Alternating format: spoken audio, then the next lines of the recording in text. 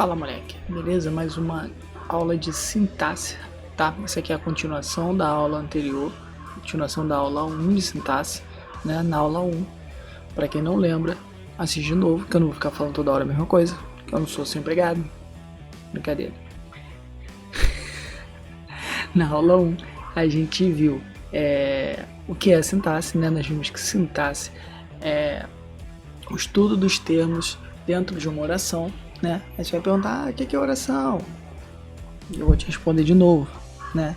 Se você não viu o vídeo 1, assiste o vídeo 1 até cansar. Oração, frase e período, certo? Frase é um enunciado com sentido completo, certo? Oração é uma frase com um verbo, que é estruturada em torno de um verbo. Período de letra maiúscula até ponto final. Pode ter uma oração dentro do período, quando o período for chamado simples, e eu posso ter duas ou mais orações dentro de um período, que aí eu chamo de período composto, certo? A gente começa estudando o período simples, depois passa para o período composto, ok? Então, na sintaxe a gente vai estudar as orações, vai estudar os períodos, vai estudar as frases verbais, certinho? Então, bora lá para o slide. Então, vamos lá para o nosso slide. Então, essa é uma aula número 2 de sintaxe, certo? Na aula 1, nós vimos o conceito de sintaxe e vimos também a diferença de frase, oração e período, certo? Nós vimos que a sintaxe, ela trabalha, né? Na verdade, ela vai estudar a relação entre os termos dentro da oração, certo? Então, a partir de agora, nós vamos ver quais são esses termos, tudo bem? Começando hoje pelo sujeito. Então, primeiro a gente tem que entender o que é o sujeito, tá? Como que a gente identifica o sujeito de uma oração. Se vocês pesquisarem na internet ou pesquisarem em livros diferentes, vocês vão encontrar mais ou menos 3 definições de sujeito, tá? Dependendo do livro que você for utilizar. São elas: sujeito é a sentença ou expressão que se refere ao verbo, ok? Ou seja, é aquela expressão que concorda com o verbo. Sujeito é aquele que pratica a ação verbal, e sujeito é sobre o que ou sobre quem se refere a ação. Por que eu trouxe as 3 definições para explicar aqui para vocês? Porque todas elas têm exceção, tá? Nenhuma das 3 regras de sujeito, nenhuma das três definições de sujeito consegue abraçar completamente o que é o sujeito de fato, tá bom? Mas vou escolher uma para seguir, para a gente entender a definição e para a gente primeiro se apropriar do conceito, da regra, no caso, para depois entender as exceções, tá bom? Então, eu sugiro que a gente siga o conceito de sujeito é sobre o que ou sobre quem se refere a oração, tá? Resumindo, sujeito é sobre quem eu falo alguma coisa, sobre quem ou sobre o que eu falo alguma coisa, tá bom? Vamos aqui, por exemplo. As belas meninas passeavam no jardim. As belas meninas passeavam no jardim. Lembrando, eu estou falando de oração, tá? Toda oração tem que ter um verbo. Então, eu identifico primeiramente o meu verbo. Sempre que eu estiver falando de sintaxe, eu estou falando de analisar a oração em torno de verbo. Então, a primeira coisa que a gente tem que fazer é procurar o verbo, certo? O verbo aqui, no caso, é passeavam. Então, se eu já tenho o verbo, já tenho a declaração aqui que é feita, eu tenho que saber sobre quem eu estou fazendo essa declaração. Quem passeava no jardim? As belas meninas. Então, o meu sujeito é as belas meninas. Tudo bem? Sendo que dentro desse sujeito eu tenho como núcleo a palavra meninas.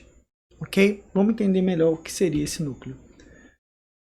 Depois que a gente entende o que é o sujeito, né? É aquele sobre quem eu faço uma declaração, eu consigo classificar esse sujeito em 5 tipos diferentes, certo? Nós vamos ver esses tipos a partir de agora. A primeira definição de sujeito que a gente tem que entender é a definição de sujeito simples e sujeito composto, tudo bem? Sujeito simples é aquele que possui apenas um núcleo, tudo bem? Então eu vou diferenciar sujeito simples de sujeito composto a partir do número de núcleo, da quantidade de núcleo. Se eu tenho um núcleo apenas, eu vou chamar de sujeito simples. Se eu tenho 2 ou mais núcleos, eu vou chamar de sujeito composto, tudo bem? Tudo bem, mas o que é núcleo? Núcleo vai ser a parte mais importante do sujeito, tá? É aquela que eu não posso retirar. Vamos de novo para o meu exemplo. As belas meninas passeavam no jardim. Se eu digo as belas passeavam pelo jardim, eu não tenho aí a minha significação completa de quem é esse sujeito, tá? Se eu digo as passeavam pelo jardim, continuo não tendo. Agora eu posso dizer muito bem, meninas passeavam no jardim. Meninas é o núcleo do meu sujeito. Geralmente esse núcleo vai ser um substantivo, um adjetivo funcionando como substantivo ou um pronome, tá bom? Geralmente esse núcleo ele vai ser um substantivo, um adjetivo funcionando como substantivo ou um pronome. Ou seja, em suma, o núcleo vai ser alguma coisa com função de substantivo, uma função substantiva, tá? Porque o pronome também pode exercer uma função substantiva. Certinho? Então, as belas meninas passeavam no jardim. Meninas é o meu núcleo, eu tenho apenas um núcleo, tenho um sujeito simples.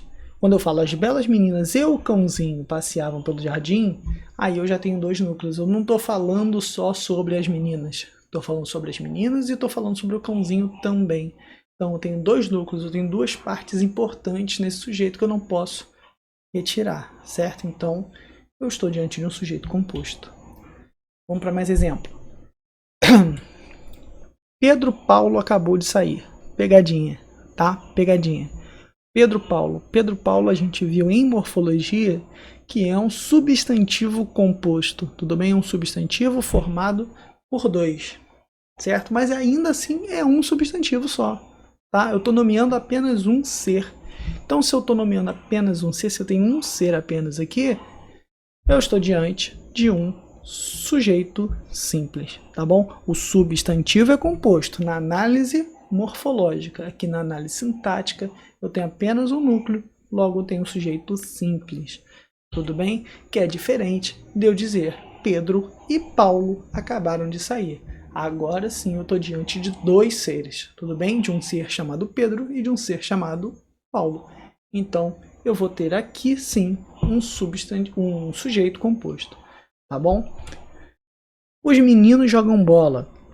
Atenção, tá? Quando eu falo de seres diferentes, tudo bem? De seres diferentes, eu estou falando de núcleo, ok? Estou falando de núcleo aqui, não de quantidade. Porque quando eu tenho os meninos jogam bola no quintal, eu tenho meninos ainda como núcleo. Embora seja um substantivo no plural, eu tenho apenas um núcleo ainda, certo? Então, continuo tendo um sujeito simples. Tudo bem? Então, vamos para outro exemplo. Eu tenho aqui a expressão vende-se picolé. Lembra que eu falei lá atrás que nenhuma daquelas definições de sujeito abraça completamente todas as possibilidades? Aqui é um exemplo. Aqui eu estou diante de uma voz passiva, certo? Aqui eu estou diante de uma voz passiva. Estou falando sobre o picolé, sim, mas o picolé não está praticando a ação de vender. Tudo bem? O picolé não pratica a ação aqui. Por isso que aquela definição de sujeito é aquele que pratica a ação nem sempre está correta. Tudo bem? Na voz ativa, sim. O sujeito sempre vai praticar a ação. Mas na voz passiva, o sujeito vai sofrer essa ação. Tá bom? A gente vai estudar a voz verbal mais à frente, mas eu trouxe aqui para já ilustrar essa possibilidade que pode aparecer na prova. Vende-se picolé. Como é que eu sei que isso aqui é o sujeito? Se eu coloco picolé no plural, a oração fica a seguinte, vendem-se picolés. Como é que eu sei que ainda assim eu teria que botar no plural? Faz o seguinte, inverte a oração, tá? Inverte a oração, vê se fica coerente. Picolés são vendidos, picolé é vendido. Opa, deu certo? Ok, então eu tenho uma voz passiva, tá bom? Então eu tenho uma voz passiva, certo? Então picolé é o meu sujeito. Mesmo assim, sujeito simples, né? Só tem um núcleo. Outro exemplo que pode aparecer aí pode confundir um pouco a cabeça do aluno. Eu tenho aqui, ó, é preciso compreender, tá? É preciso compreender. Aqui eu tenho duas orações, tá bom? Eu tenho duas orações. Como é que eu sei que eu tenho duas orações? Como é que eu conto as orações? Pelo número de verbos, tá bom? Quantos verbos eu tenho aqui? Eu tenho o verbo é e tem o verbo compreender. Se eu colocar na ordem direta, ficaria compreender é preciso. Tudo bem? E aí, como é que eu analiso isso daqui? Eu vou analisar do mesmo jeito que eu analisei anteriormente. Vou contar a quantidade de núcleo. Compreender é o meu sujeito. Tudo bem? Compreender, embora seja um verbo, ele é o meu sujeito. Ele é uma oração inteira que funciona como sujeito de outra oração. Tudo bem? Então, compreender é uma oração que funciona como sujeito da oração é preciso. Então, nesse caso, eu vou chamar de sujeito simples, porque eu só tenho um núcleo, oracional. Ok? Sujeito oracional, porque eu tenho uma oração que funciona como sujeito. Mais na frente, quando a gente for analisar período composto, a gente vai ver que isso aqui vai ser classificado lá na frente como uma oração subordinada substantiva. Tá? Uma oração subordinada substantiva subjetiva, que tem valor de sujeito. Mas isso é uma análise futura. Por enquanto, a gente precisa entender que uma oração ela pode sim exercer papel de sujeito para outra oração. Um outro exemplo é o seguinte: é importante que você venha amanhã. O que é importante? Que você venha amanhã. Tudo bem? O que você venha amanhã funciona como sujeito da minha outra oração, que é importante. Ok? Então, se eu tenho uma oração funcionando como sujeito de oração, eu tenho um sujeito oracional. Como é que eu vou saber se é simples ou composto? Se eu tiver uma oração só funcionando como sujeito, simples. Se eu tiver duas ou mais, composto. Tudo bem? Então, aqui eu só tenho uma oração funcionando como sujeito. Então, eu tenho sujeito simples oracional. Certinho? Outro exemplo agora de uma composta é importante que você venha amanhã e traga meu café. Então, é importante que você traga meu café e é importante que você venha amanhã. Tenho duas orações funcionando como sujeito da oração principal, que é importante. Logo, eu tenho aqui um sujeito composto oracional, certo? Sujeito simples, um núcleo apenas. Sujeito composto, dois ou mais núcleos. Sujeito oracional, quando eu tenho uma oração funcionando como sujeito. Tudo bem? Se eu tiver uma oração só, sujeito oracional simples. Se eu tiver duas ou mais, sujeito oracional composto. Tudo bem? Molezinha. Sujeito desinencial e indeterminado. Sujeito desinencial, dependendo da prova que você for fazer, ele pode ser chamado de sujeito oculto, sujeito elíptico ou sujeito implícito. As 4 definições são usadas, tá bom? Só que a definição de sujeito oculto, ela ficou um pouco caiu um pouco em desuso, não é mais tão usado. Em alguns concursos públicos e em alguns concursos militares, ela costuma aparecer ainda com esse nome, sujeito oculto. Porém, é mais comum a gente ver o nome sujeito desinencial, tá bom? Sujeito desinencial. Então, o que seria o sujeito desinencial? O sujeito desinencial, ou sujeito oculto, é aquele que não está expresso na oração, mas eu posso identificar ele através do contexto. Tá? Nós vamos ver exemplos já já. Sujeito indeterminado é aquele que não está expresso na oração e eu também não consigo identificar. Certo? Então, nenhum dos dois está expresso, nem o oculto, nem o indeterminado. Só que o oculto eu consigo dizer quem é aquele sujeito por meio do contexto. Já o indeterminado, isso fica impossível. Tá bom? Vamos lá para os exemplos. Quando que eu tenho um sujeito indeterminado, então? Quando que eu não consigo inferir quem é o sujeito pelo contexto? Quando eu tenho verbos na terceira pessoa do plural sem referente. Exemplo, falaram que você canta bem. Ou dizem muitas coisas sobre mim. Falaram que você canta bem. Quem falou? Quem falou que você canta bem? Não está dito. Eu não consigo inferir. Tá? Dizem muitas coisas sobre mim. Quem diz? Também não dá para saber, tá? Então aqui ou eu tô indeterminando esse sujeito porque eu não sei dizer quem é ou porque eu não quero dizer quem é, certo? Tem essas duas possibilidades, mas em nenhuma das duas eu consigo inferir quem é esse sujeito, eu não consigo saber quem é esse sujeito, certo? Por que eu coloquei aqui, ó, verbos na terceira pessoa do plural sem referente? Porque se eu tiver essa expressão aqui dentro de um texto, talvez eu consiga identificar quem é o sujeito. Quer um exemplo? Se eu pego aqui, ó, dizem muitas coisas sobre mim. Não, falaram que você canta bem. Mais fácil da gente entender.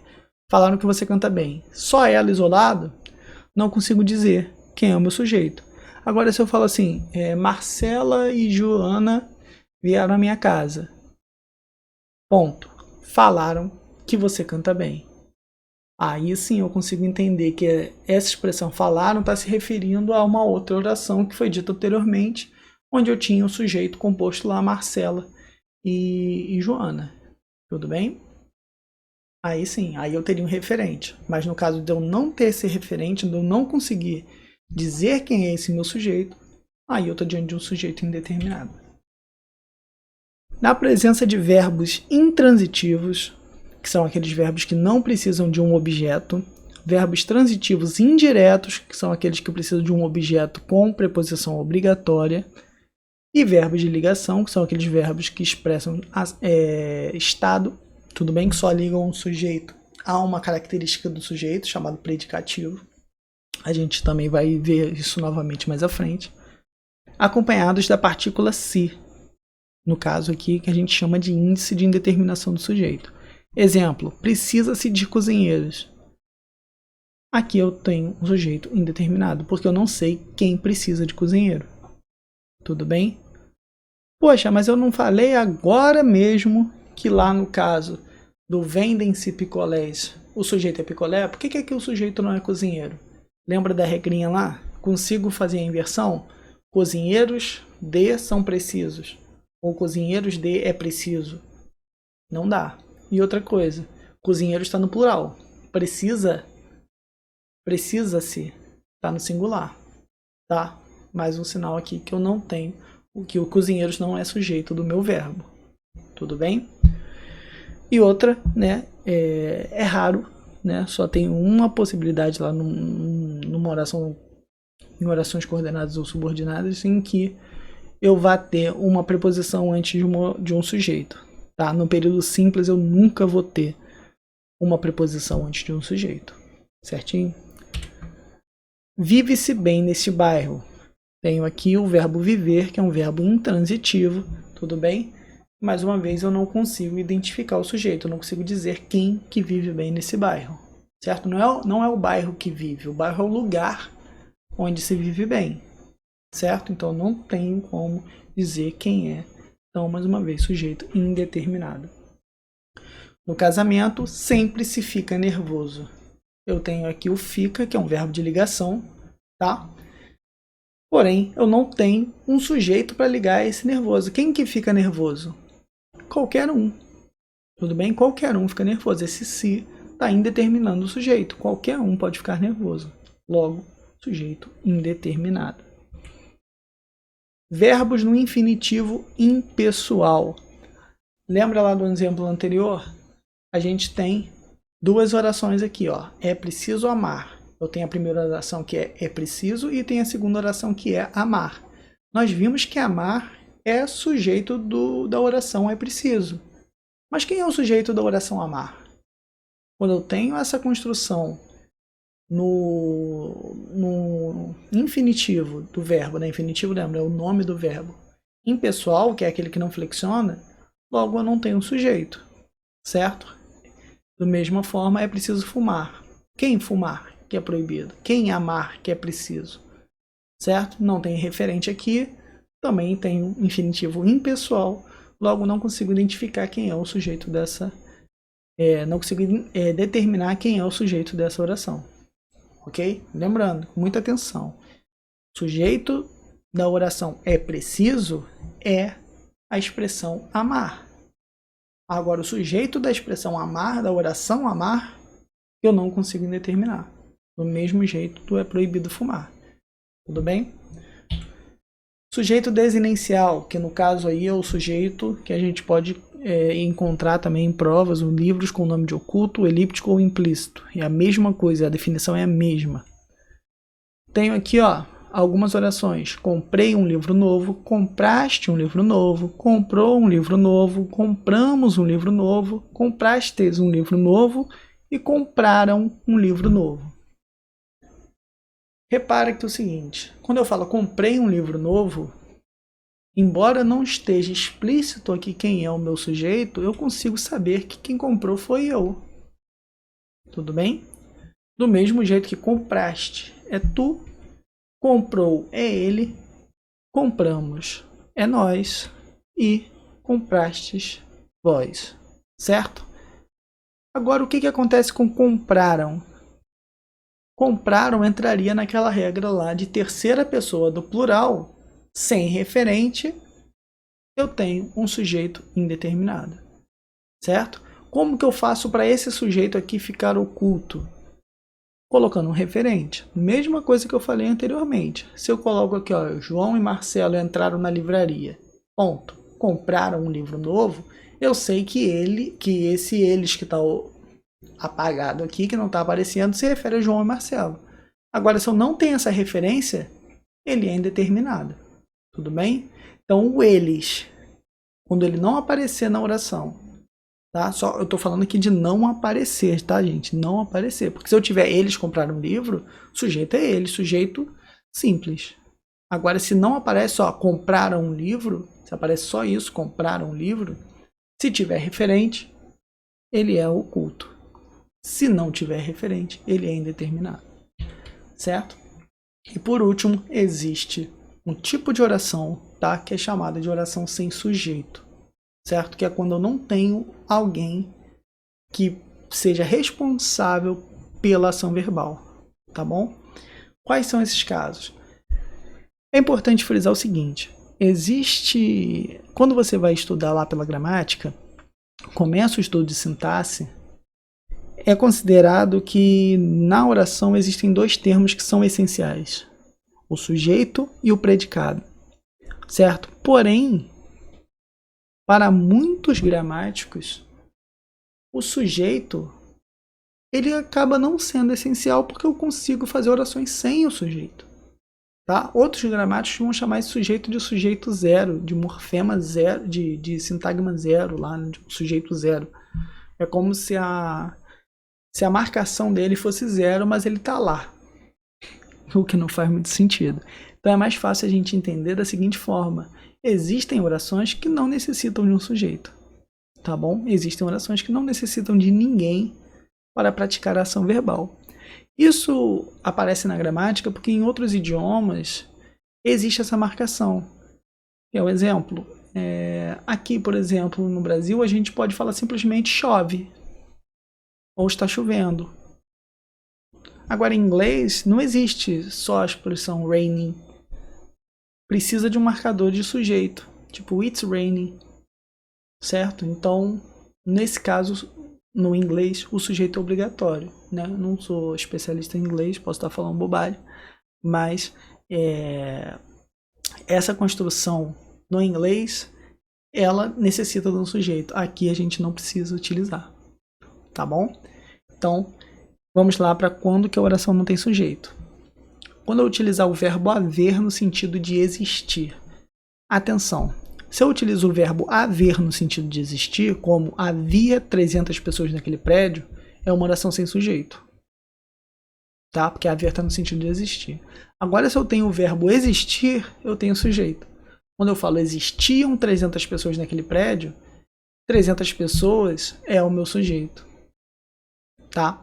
300 pessoas existiam naquele prédio. Seria a ordem direta. Aí o existir tem que ir para o plural para concordar com 300 pessoas. Certo? Da mesma forma, como se fosse uma pessoa, seria existia uma pessoa naquele prédio. O que já não acontece com havia. Certo? Com havia, por exemplo, eu posso ter tanto singular quanto plural que o verbo não vai mudar. Fenômenos meteorológicos. Chove em Niterói. Quem chove? Quem está praticando a ação? É Niterói? Não, Niterói é o local onde está chovendo. Tudo bem? Uma adjunta adverbial de lugar. Então, se eu tenho a expressão chove, amanhece, anoitece, são expressões, se utilizadas no sentido denotativo, né, elas vão ter aí, vão ser uma oração sem sujeito. Esse verbo não vai precisar de um sujeito que pratica essa ação. diferente de eu utilizá-la no sentido conotativo, no sentido metafórico. Como, por exemplo, choveram críticas aos jogadores da seleção. Aí sim eu tenho a presença de um sujeito, a marca de um sujeito. Tá? Então, quando for um fenômeno da natureza funcionando de fato no seu sentido literal, não precisa de sujeito. Não tem sujeito, na verdade. É uma oração sem sujeito. Agora, quando eu tenho um sentido metafórico, provavelmente vai aparecer um sujeito ali. Verbos que denotam tempo transcorrido. Tenho aqui, por exemplo, o é, quando eu falo é tarde, é cedo, agora é tarde. Quando eu falo agora é tarde, esse agora não é o sujeito. Esse agora é um adjunto adverbial de tempo, tá bom? São 10 da noite. Esse são concorda com 10, mas aqui o que é 10 da noite? Tá? É o tempo decorrido, então não tem um sujeito, não tem ninguém praticando essa ação de ser 10 da noite, tá bom? Amanhã é dia 13 e amanhã são 13. Atenção aqui também. Quando eu falo amanhã é dia 13, é a mesma coisa do agora é tarde. Amanhã é um adjunto adverbial de tempo, tá? Quando eu falo é dia 13, esse é concorda com dia, por isso que ele está no singular. Agora, quando eu falo amanhã são 13, esse são concorda com o número. Tá? Se for 1, amanhã é 1. Se for 2, amanhã são 2, porque aí já tem plural. Tá bom? Alguns lugares, né, já estão considerando, algumas gramáticas já até consideram eu falar amanhã é 13, porque entende que a palavra dia está subentendida ali, está oculta. Mas eu não arriscaria numa prova, tá bom?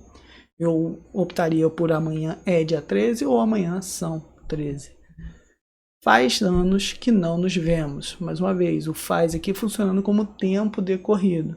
Tá? Poderia ser há anos que não nos vemos também, mesma coisa. Esse faz não pode ir para o plural, tá? Esse faz ele fica no singular, não posso dizer fazem anos, porque aí faz para ser no sentido, para ir no plural é no sentido de produzir alguma coisa, né? Tipo, eles fazem máscaras, eles criam, né? Eles produzem máscaras. Diferente de falar faz anos, eles não vão produzir anos, tudo bem? E um caso especial é a expressão chega de e basta de, tá? Se eu utilizo a expressão com essa preposição, né, chega de e basta de, ele também não vai ter sujeito praticando essa ação de chegar e de bastar. Exemplo, chega de histórias, basta de tantas promessas. Eu não tenho um sujeito aqui que pratica a ação de chegar de histórias ou bastar de promessas. Agora, se eu tiro a preposição, eu mudo o sentido da frase e também acabo atribuindo um sujeito a ela. Quando eu falo chegam histórias, o sujeito é histórias. São as histórias que chegam, né? Aí é no sentido de vir. Tá? Ou bastam promessas, mais uma vez aqui, ó, muda o sentido e promessas é como se fossem promessas é o suficiente, é o bastante, tá bom?